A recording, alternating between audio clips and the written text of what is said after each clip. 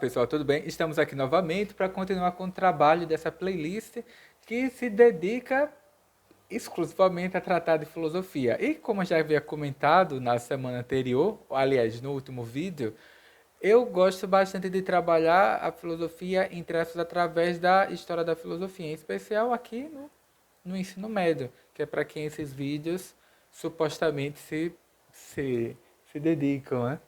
Enfim, como já havia comentado antes, eu divido ali essas principais correntes e vertentes da filosofia para serem trabalhadas ao longo das 3 séries do ensino médio. No primeiro ano, nós discutimos ou analisamos ali alguns problemas ou escolas principais do que é chamado de filosofia pagã, filosofia antiga, filosofia ou greco-romana, né, filosofia clássica, né, etc. Pode dar uma série de nomes diferentes. E discutimos também essa suposta hegemonia do pensamento grego sobre a história do pensamento humano e se de fato é na Grécia que surge isso que nós chamamos de filosofia ou se é possível em outras interpretações nós levamos em consideração que a filosofia de fato surge em inúmeros outros locais ou de forma simultânea ou até em períodos muito mais recuados no tempo. Agora deixando isso de lado, né? No segundo ano, trabalhar com aqueles temas ligados a, por exemplo, da filosofia medieval, passando pelo Renascimento, o humanismo, ali na virada do século XV e XVI, discutir alguns temas ligados ao pensamento moderno, né? Como, por exemplo, a revolução científica, o desenvolvimento não só do método científico, mas de novos métodos filosóficos ali em meados do século XVI, como o empirismo e o racionalismo, né, com autores como, por exemplo, Francis Bacon, René Descartes, Hume, David Hume, etc. Né?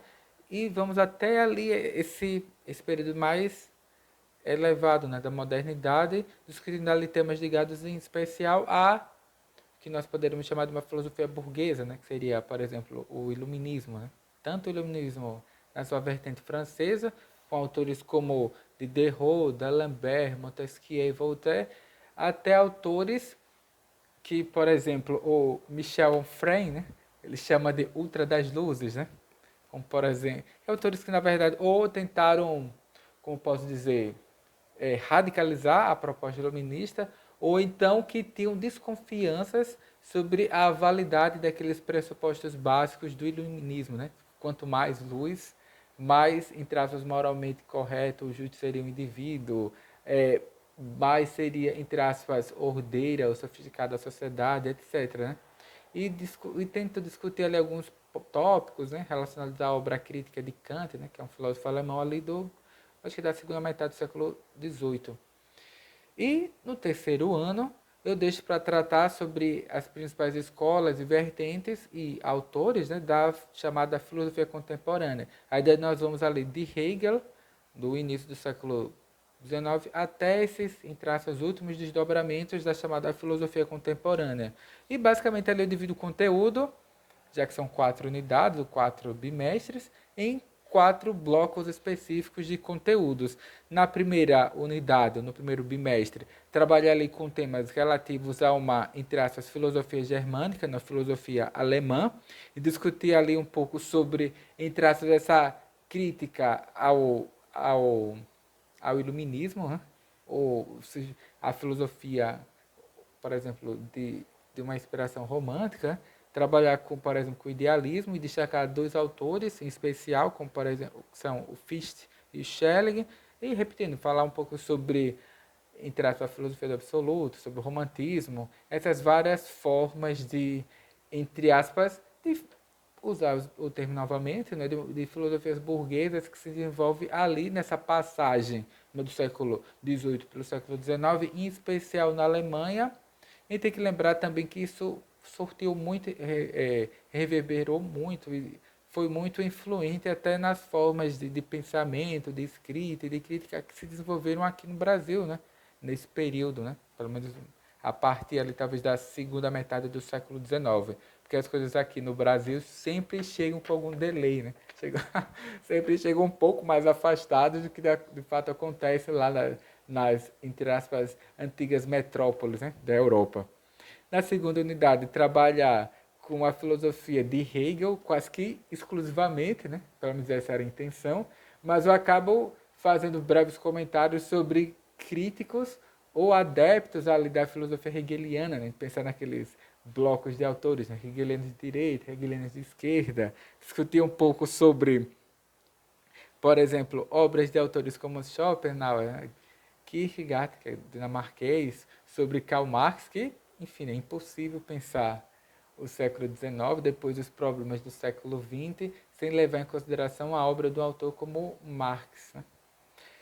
Na terceira unidade, trabalhar um pouco sobre, entre aspas, essa filosofia da transição ali do século XIX para o século XX e destacar, já que a gente tem pouco tempo, né, as influências ou legado de três autores em especial. São o Charles Darwin, o Sigmund Freud e o Friedrich Nietzsche, né? Que, como eu disse, é impossível pensar boa parte dessa tradição filosófica no século XX sem levar em consideração alguns desses autores. E comentar um pouco também sobre o positivismo, né?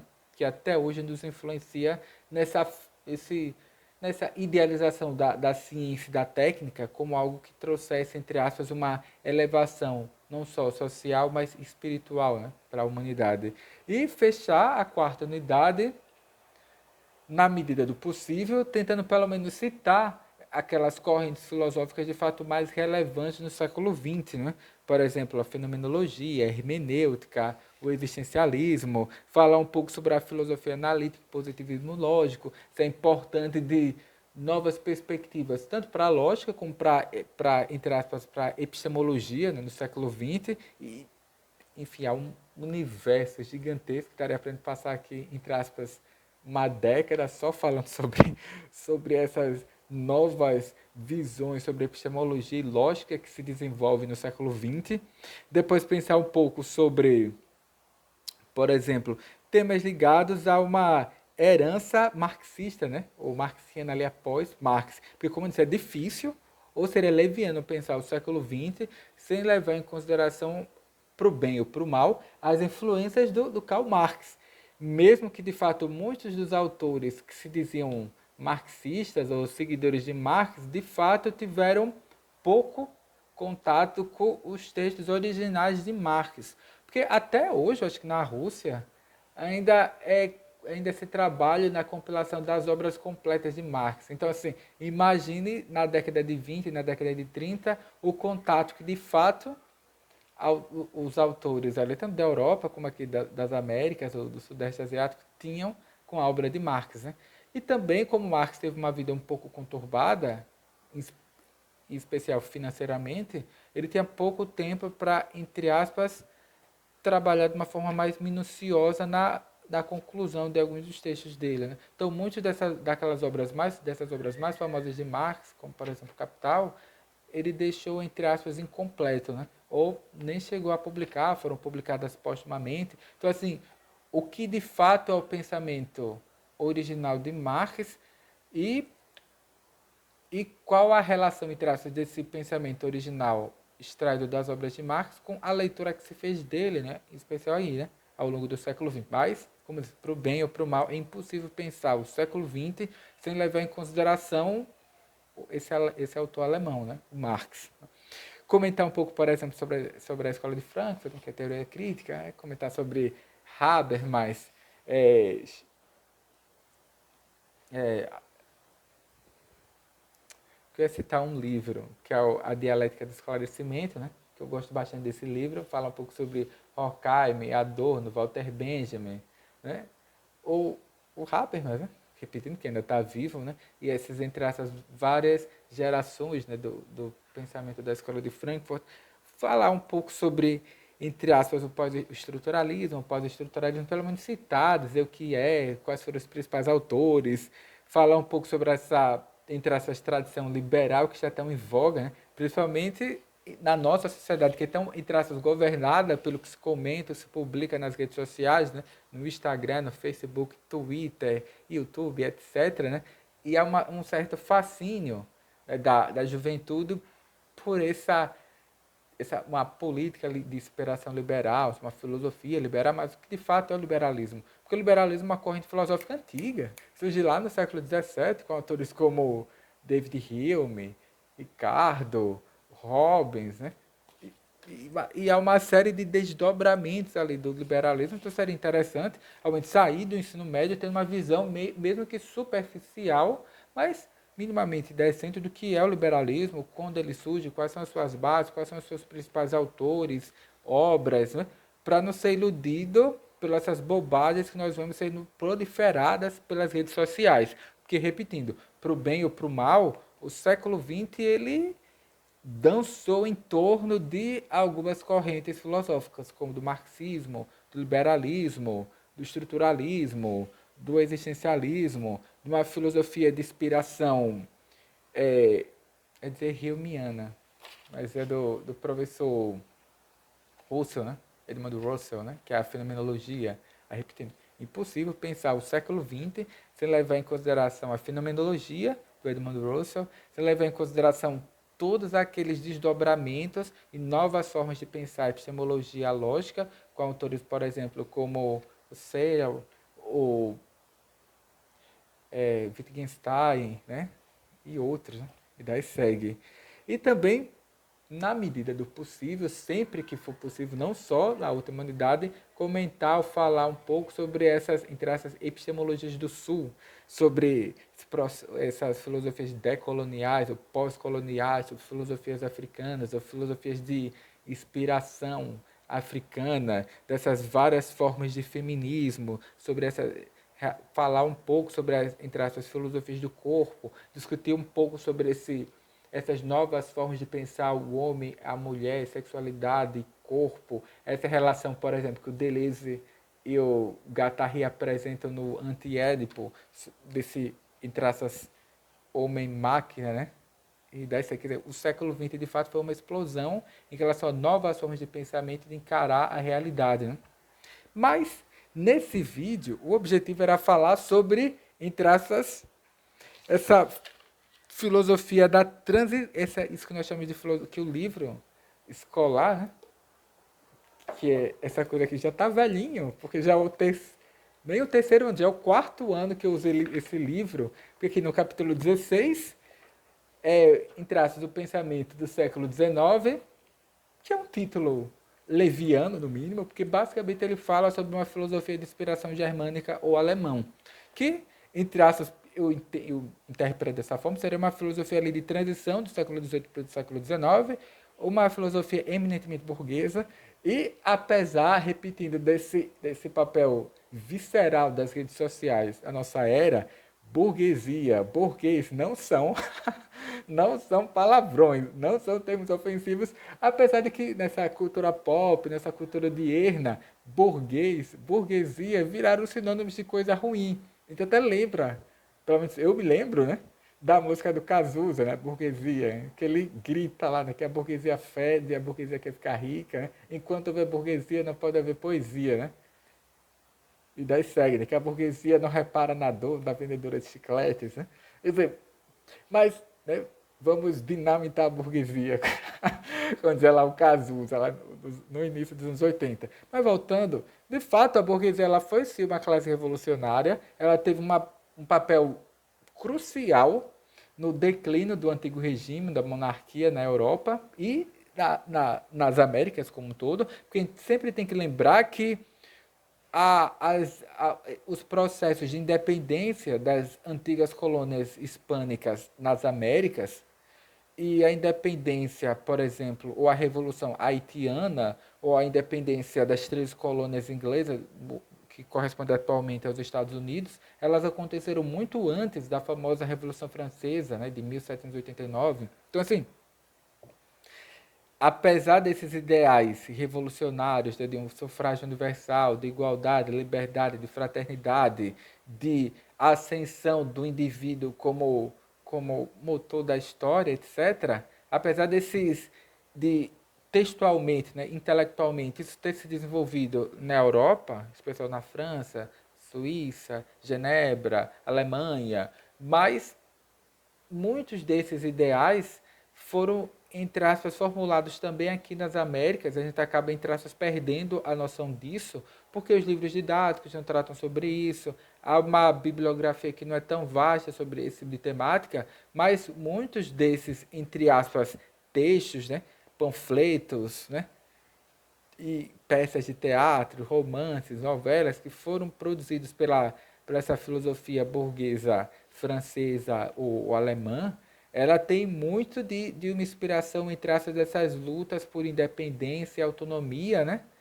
E visibilidade desses povos aqui das Américas que viviam da condição de colônia, né? Dessas entre essas potências, né? Ou metrópoles europeias. Quer dizer, qual a influência, ou qual foi o papel ou a influência representada por esses movimentos de independência e de conquista de autonomia desses povos jovens, né, latino-americanos em relação à Europa? Como é que, entre toda aquela série de movimentos, né, de independência e de revoltas, né, e revolucionários, como o do Haiti e aqui, né, no Uruguai, no Paraguai, no Chile, Equador, etc., qual foi, de fato, a influência desses movimentos de independência sobre o pensamento dos intelectuais burgueses da Europa? É um questionamento que eu fico, que os livros didáticos já falam sobre isso. Eu nunca li nenhum texto especificamente falando sobre isso. Fico até curioso, vou pesquisar daqui a pouco sobre isso para fazer assim um breve levantamento bibliográfico, porque é algo que me interessa muito, né? Ler sobre isso e pensar na influência desses intelectuais e desses revolucionários latino-americanos sobre o pensamento europeu. Porque, como eu disse, muitos desses movimentos de independência que ocorreram na América, eles antecedem a Revolução Francesa, né? Então é bom ver como que esses movimentos se influenciaram, né? Ou se alimentaram reciprocamente, né? De forma recíproca. Aí, voltando, o objetivo desse vídeo, que eu esperava que não ficasse muito longo, mas acho que ficará, é tratar sobre essa filosofia de transição do século XVIII para o século XIX e me deter especificamente sobre, entre aspas, é o que o livro chama de filosofia germânica, né? Filosofia alemã. Basicamente, é bom lembrar que é inegável a importância do iluminismo sobre o pensamento, é, sobre o pensamento europeu de uma forma mais geral ali ao longo do, do final ali do século XIX. Agora, voltando, né? Só comentando, né? Então você tem essa filosofia iluminista, né? E de inspiração iluminista, vamos dizer assim, né? Para simplificar, que entre aspas uma forma burguesa de filosofia. E como disse, a burguesia ela surge entre aspas ainda na Idade Média. Ela ascende economicamente, né, ou culturalmente, mas politicamente ela não tem muita influência. Então, uma série de movimentos revoltosos para destituir a nobreza no cargo de poder ali, né, político, e ela paulatinamente é substituída nessas várias nações ou antigos reinos europeus. Né? Mas, enfim, sinteticamente, né, que não era o objetivo aqui, o iluminismo é uma filosofia, como eu disse, de inspiração burguesa, que defende essa noção da, da importância das luzes. Né? Quer dizer, quanto mais racionalidade, desenvolvimento técnico, científico, ou, entre aspas, ilustração, mais sofisticado, elevado moralmente é o ser humano, mais cortês e polidas serão as sociedades, né? Mais ordeiras, etc. Mas, já ali da segunda metade do século XVIII, final do século XVIII, começou-se a se suspeitar de que talvez essa proposta iluminista ela não fosse condizente com a realidade. Aí é nesse contexto porque na verdade surgem, talvez ali até mesclado a esses iluministas mais clássicos, né, Diderot, Montesquieu, Voltaire, entre outros, essa tentativa de radicalizar a proposta iluminista, né, de trazer mais luz ou mais luzes, ou então de se suspeitar de que tá suspeitar dessa relação entre avanço técnico-científico e elevação moral ou sociológica, social da humanidade. Aí eu gosto de destacar dois, né? Primeiro, o Jean-Jacques Rousseau, que é genebrino, ele viveu entre 1712 e 1778. Ele tem uma série de obras, como por exemplo sobre a Nova Heloísa, né? Que é sobre uma proposta de educação, né? Pedagógica. Por exemplo, tratado sobre a origem da desigualdade dos homens, né? Ou sobre o caminhante solitário. Ele tem uma série de obras. Porque assim, nesse movimento, entre aspas, ou de radicalização da proposta iluminista ou de crítica ao iluminismo, eu não sei exatamente onde eu conseguiria encaixar o Rousseau nesse balaio aqui. Mas eu sei que o que mais caracteriza assim, o Rousseau para mim é uma espécie de crítica radical da civilização e do progresso. Eu até anotei essa frase que eu achei genial. Porque, pelo menos eu penso no Rousseau dessa forma, como um indivíduo que ele identifica que é uma série de problemas e incongruências ali no discurso filosófico e ideológico dos iluministas e passa, entre aspas, a criticar de forma severa essa noção da civilização e do progresso como, entre aspas, ou pelo menos de uma forma, pensar nesses modelos de civilização e de progresso como algo não positivo, né, mas negativo. Né? Por isso que vem aquela noção por exemplo, do contratualismo, né, de Rousseau, pensar que naturalmente, em suas origens, o ser humano era bom e livre, né? Que ele abre parte da sua liberdade, da sua autenticidade, para que assim surja, entre aspas, o Estado, né? Que é uma metáfora ali, uma alegoria para a origem do Estado moderno e como se dá as relações entre seres humanos, né? O papel da propriedade privada, né? Quer dizer, quando o primeiro indivíduo cerca uma dada propriedade e diz isso é meu, né? Quer dizer, qual o papel de fato para dessa questão da propriedade sobre a possibilidade ou não da liberdade e da autonomia para o ser humano. O Rousseau discute muito sobre isso. A questão, por exemplo, do papel do desenvolvimento das ciências e das artes para, de fato, o progresso do espírito humano. Né? Há também essa perspectiva de um afastamento da cidade e um retorno para o campo, para uma vida mais campesina, uma vida mais simples, uma vida, entre aspas, mais contemplativa e centrado na interioridade, nessa, entre aspas, subjetividade do ser humano e deixando um pouco de lado essa exacerbação do desenvolvimento técnico-científico. Daí vai. Tem alguns até que chamam o Rousseau de um autor, entre aspas, pré-romântico, porque, de fato, quando você para analisar, você percebe que muito do pensamento de Rousseau, que foi um autor assim, muito popular, ele acabou servindo de mote, de inspiração para o que depois se tornaria o movimento romântico. E é bom a gente levar em consideração que, devido a essa questão, a esse caráter de manual dos livros didáticos e da formação escolar, nós ficamos com essa visão torpe, né, ou incorreta de um romantismo como pura e simplesmente uma escola literária, uma forma de fazer poesia, mas o romantismo não foi simplesmente uma escola literária, né, ou, repetido, uma forma de fazer poesia, né, mas sim um movimento filosófico amplo que teve um papel crucial aqui na passagem desse pensamento filosófico do século XVIII para o século XIX.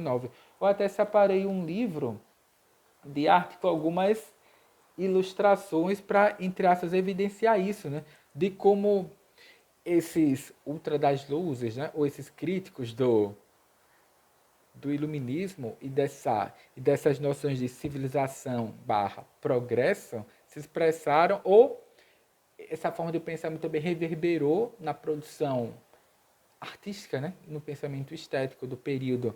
Aí tem esse livro aqui sobre a história da arte que fala exatamente sobre esse período romântico. Aí na capa tem um quadro de um pintor francês, ou francês o quê? Desculpe, espanhol, que é o Francesco Goya, né? Que viveu entre 1746 e 1828. Aí ele mostra, tem até essa imagem maior aqui, eu vou procurar, ele mostra um grupo de populares sendo fuzilados, né, por soldados ali das tropas napoleônicas, né, e é um quadro que ele mostra esse papel de centralidade do indivíduo, né, é o homem, é o cidadão, né, o republicano, muitas vezes, né, ou religioso, seja lá qual for, que se interpõe contra forças que são muito maiores do que eles, né, porque, pelo menos nesses quadros aqui do romantismo, há essa celebração, entre aspas, né, ou enaltecimento do sujeito, né, do indivíduo, em várias perspectivas diferentes. Tem uma série de quadros que acabam enaltecendo isso. Por exemplo, tem esse quadro, que é uma imagem bucólica, rural, campestre, né, que evidencia, entre aspas, essa tentativa de retorno, né, esses elementos naturais e subjetivos do ser humano, né? Instintivos, passionais, né? Ou como esse quadro aqui, né? Que mostra, entre aspas, o indivíduo, o, a, o ser humano, ele se contrapondo contra forças naturais, que muitas vezes são superiores a ele, né? Em vários aspectos. Há, por exemplo, essa influência e esse fascínio provocado pelos povos do Oriente, que a gente chama vulgarmente de orientalismo. Aí tem destaque para duas obras que mostram, entre aspas, homens e mulheres do Oriente, né? Islâmicos, mouros, judeus, etc. Né? E como disse, é um livro que é recheado de ilustrações que denotam isso, né? Porque, como eu disse, esse pensamento romântico, ele acabou reverberando também em traços no mundo das artes, né? Agora, voltando, além de falar sobre o Rousseau, destacar também, ou fazer um breve comentário sobre o Goethe, né? O Johann Goethe, que é um autor alemão, né? Alemão, entre aspas, porque a Alemanha não havia à época. O que hoje corresponde à Alemanha é, na verdade, uma série de pequenos reinos ou principados, né? Então, Goethe ele viveu entre 1749 e 1832, que realmente ele está nesse período de transição. Na juventude, ele funda ou cria, junto com alguns amigos, uma, uma, uma revista literária, um movimento literário filosófico, né, chamado Tempestade e Ímpeto, no qual eles lançam as bases do que nós chamamos de romantismo e um pouquinho depois de idealismo. Aí depois eu vou comentar sobre uma coisa chamada idealismo alemão, mas por enquanto não cabe aqui.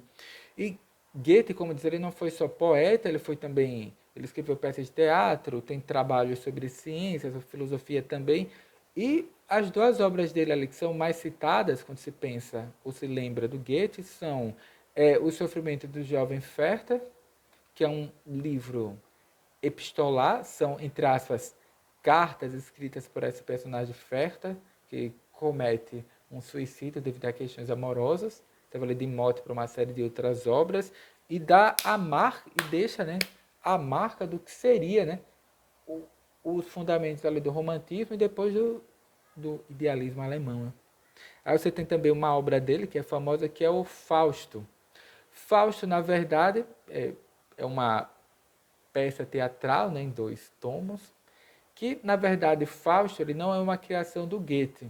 Fausto é um mito germânico, né, ligado ao judaísmo, que apresenta a história do doutor João Fausto, que ele é um sábio, é um médico, é um filósofo, ele passa a vida estudando, né, medicina, física, astronomia, filosofia, direito, etc. E ao final da vida ele se depara com o fato de que a investigação dele sobre esses elementos se mostraram incapazes de dar a resposta para aquelas perguntas fundamentais da existência humana. Então ele implora pela luz divina, só que em vez de aparecer Deus para ele, vem o Mefisto, né, o Mefistófeles, que geralmente é interpretado como o, um demônio, ou o demônio. Mas é bom a gente levar em consideração, a gente tem que voltar lá para a Grécia Antiga, porque esse Mefistófeles, esse Mefisto que aparece por Fausto, né, que implora pela luz divina, é um ser que é luminoso, né?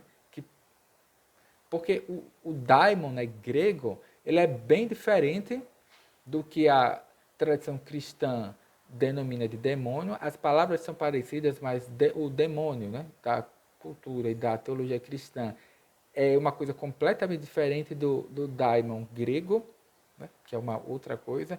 Os daimons são esses, não são simplesmente seres intermediários entre a humanidade e os deuses, mas os daimons eles representam essas forças da natureza que são luminosas, né? São tão maravilhosas e poderosas que provocam temor, né, e torpor. E esse ser luminoso, né, poderoso, aparece para Fausto e o Fausto faz um pacto com ele, né? Ele, entre aspas, vende a alma para esse ser luminoso, para esse daimon, para o Mefistófeles. E em troca, o Fausto oferece para ele essas dádivas do mundo, né? Riqueza, conhecimento, poder, né? Luxúria, etc. E é bacana porque o Fausto, né?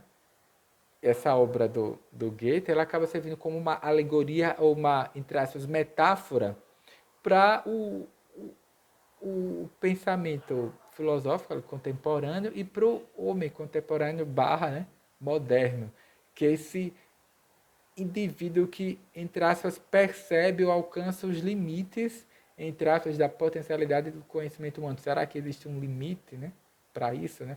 Qual é o ideal humano para essa filosofia contemporânea? Né? Será que, de fato, o humanismo ainda é aceitável nesse contexto aqui da crítica ao iluminismo? E tem um texto aqui que eu separei também, porque eu falei de Rousseau, falei de Goethe, e não falei de um cidadão que eu... Nossa, cadê o livro dele? Era para estar aqui ao lado, mas eu já acumulei tanto livro aqui que eu já não sei mais. Ah, tá aqui. Porque eu falei do Rousseau, falei do Goethe, não falei de outro que para muitos nunca ouvi alguém comentando sobre esse autor na perspectiva de que ele seria um filósofo. Mas para mim em vários momentos, em vários ensaios dele, que é o Marquês de Sade. Nessa coletânea de textos que saiu pela editora Iluminuras, tem um texto chamado Franceses. Cadê? Eu até destaquei aqui para não perder. Ai, cadê? Eu marquei a página e acabei pulando. Que é Franceses. Mais um esforço se quereis ser republicanos.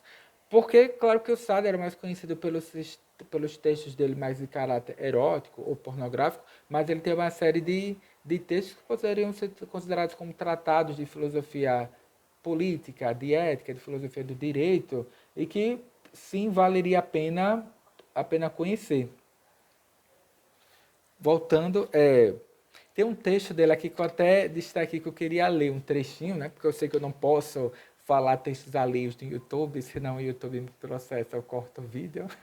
Mas bem, mas eu vou ler só um parágrafo. Que ele diz o seguinte: não percamos de vista que essa religião pueril, no caso ele se refere ao catolicismo, era uma das melhores armas na mão dos nossos tiranos, quer dizer, dos monarcas. Um de seus primeiros dogmas era: dai a César o que é de César. Mas nós destronamos César e não queremos lhe dar mais nada. Franceses, seria em vão vos vangloriar que o espírito de um clero juramentado não deva ser o mesmo de um clero refratário. Há vícios de Estado que jamais se corrigem. Em menos de 10 anos, mediante a religião cristã, sua superstição, seus preconceitos, vossos padres, apesar de seu juramento, de sua pobreza, retomariam sobre as almas o império que havia invadido. Eles vos acorrentariam novamente aos reis, pois o poder destes sempre apoiou o outro, né, mutuamente.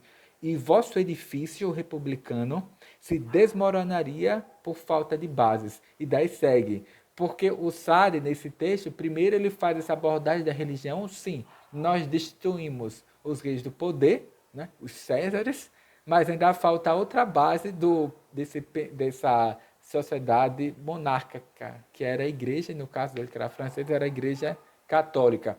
Ele faz uma série de apontamentos, repetindo, mesmo nesse texto, né, franceses, né? Repetindo, mais um esforço querer ser republicano. Porque, de fato, ele radicaliza essa proposta iluminista e que é, sim, nós derrubamos os Césares, mas falta a igreja, falta a nossa forma de moralidade, de pensamento político, enfim, né? Ele queria, de fato, radicalizar e cumprir todas essas promessas e supostas reivindicações de pensamento iluminista. Aí, realmente, pensar uma crítica ao iluminismo, essa tentativa de superação ou de exercer ao máximo, né, essa potência do iluminismo, é impossível pensar disso sem levar em consideração o Marquês de Sade, né? Apesar de nem todos os textos dele serem palatáveis, ele tem uma série de novelas e de contos que são pornográficos, mas deixando isso de lado e levando em consideração esses pequenos ensaios, nos quais são verdadeiros tratados, né, sobre filosofia do direito, sobre ética, ou filosofia política, assim, vale a pena conhecer. E assim, né? Fala sobre esse período de transição do século XVIII para o século XIX e falar especialmente sobre que era o objeto daqui, né, desse vídeo, falar sobre essa filosofia alemã. Porque a gente tem que lembrar, repetindo, que a Alemanha, nesse período, aí, passa do século XVIII para o século XIX, ainda não existia como uma nação, um reino unificado. Era uma série de pequenos reinos, de principados, que, entre essas populações se consideravam aproximadas, porque eles falavam uma língua relativamente semelhante, tinham hábitos e costumes comuns, acreditavam que tinham uma origem comum. E os intelectuais alemães desse período, de certa forma ressentidos, porque olhavam para a França, Inglaterra, Portugal, Espanha, alguns principados mais poderosos da Itália, ou mesmo para a Rússia, e viam nações fortes e, em contraparte, o que eles encontravam ali na própria nação deles era, aliás, nem a existência de uma nação.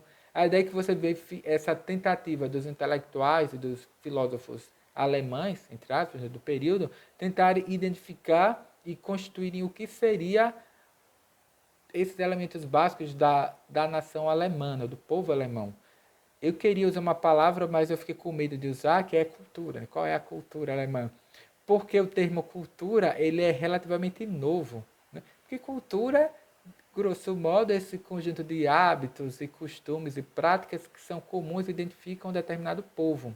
Mas a palavra cultura, repetindo, ela é relativamente jovem historicamente. Ela surge aí nessa virada do século XVIII para o século XIX, ela deriva do alemão, culto, que é uma expressão referente ao manejo da terra, ou com a terra, e esses intelectuais alemães, ou filósofos alemães do período, meio que ressentidos, porque eles olhavam para essas nações que haviam ao seu entorno e viam, entre essas culturas, essas civilizações poderosas, eles passaram a buscar essas bases, os fundamentos do que seria a Alemanha, né? O povo alemão, a nação alemã. Daí, qual é a língua alemã? A ideia desse período que nós vemos, por exemplo, os contos dos irmãos Grimm, que eram, entre aspas, folcloristas que percorreram ali os cantões alemães, buscando esses contos, essas cantigas, esses pequenos mitos populares que identificariam esse espírito mais puro, né?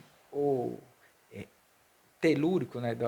do alemão. Você tem, por exemplo, o surgimento, primeiro na arqueologia, na história, dessa noção da existência de um antigo povo chamado de arianos, que supostamente deram origem, influenciaram povos de antiguidade clássica, como os gregos, os romanos, os persas, os hindus, etc. E esses intelectuais ou filósofos alemães do período identificaram a origem desse antigo povo ariano da Alemanha deles, e de que eles seriam, entre aspas, os descendentes diretos e puros desse antigo povo ariano que deu origem a, entre aspas, todas as civilizações clássicas do mundo antigo.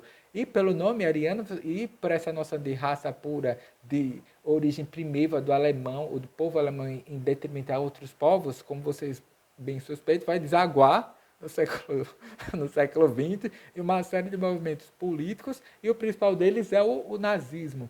E pensar também que, por exemplo, há essa tentativa de buscar os contos e os mitos originários da cultura alemã, e que deram origem ao imaginário e o jeito de ser, o modo de ser do alemão. Porque assim, eles olhavam para a cultura greco-romana e viam aqueles mitos clássicos. Para os cristãos e para os judeus, haviam aquelas narrativas bíblicas maravilhosas. E o povo alemão? Ou para os ingleses, viam aquelas histórias do círculo arturiano. Os portugueses e os espanhóis tinham toda aquela tradição da poesia trovadoresca da Idade Média. E os alemães, o que eles tinham? Nada, vírgula. Porque eles tinham os mitos, né? Os mitos ali germânicos, né? Como, por exemplo, de deuses nórdicos, né? Eu até separei uma revista que traz algumas ilustrações desses deuses que, devido à cultura popular, ao cinema, à literatura, eles se tornam bastante populares, né? Eu até separei algumas ilustrações para mostrar isso, né? Essa mitologia nórdica ou germânica, né? Das Valquírias, do Valhalla, né? Desses guerreiros intrépidos, poderosos, né?